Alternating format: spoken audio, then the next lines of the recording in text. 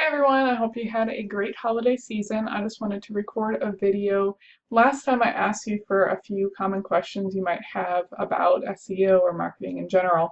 So after that feedback, I wanted to share with you my thoughts on what happens if you don't have time to blog or if you don't have content to blog. If you're a photographer, you have a ton of content, but a lot of other arenas might not have as much content to blog and not as much to talk about. But there's still hope for you. There's still a lot you can do in terms of SEO to make sure your website is still ranking high and is still moving up in the ranks, even if you're not blogging a ton. I will say, I think it's important to find something to blog about. You don't have to blog to be successful for sure, but it does help you with your SEO ranking. So even if it's once a week or once every other week, even if it's just a personal blog or introducing new products or talking about past highlights, try to find topics to write about and talk about. But if you can't, here's some things you can do in the meantime. So the first thing you really want to look at is make sure your website title is good and solid and keyworded for your target audience. This is going to be what happens and what shows up at the very top of your screen. And it might be location specific, it might be product specific, or it might also be service specific. So once you get that, you also want to think about your URL tags. So whether you have a blog or you have products or something else, you want to make sure your URL tags, which is what's showing up at the top of the screen when people click on that particular product or area of your website, you want to make sure those are matching up with the keywords on that page. So if your URL tag is something like, Hampton Roads wedding photographer, which might be mine, then I would want the keyword of that page to match up with that and all of the titles to match with that.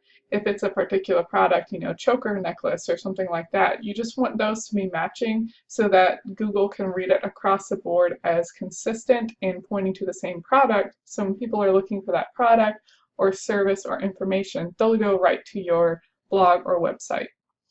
Another thing you can do is make sure that your images are tagged appropriately. So even if you don't blog consistently or at all, you are going to have pictures on your website. Now, a lot of people don't even think about this when they're uploading pictures to their website, but upload pictures with names that have something to do with your target audience or what service you perform or what product you're offering. So you don't just want to load a file that says, 1234 JPEG dot whatever. You want to upload something that says, for instance, like I used before, high-fashion-black-choker-necklace. And the dashes are important to make sure they link up. Now, in theory, Google can read the spaces just fine, but it's just something helpful to make sure that there's no communication error.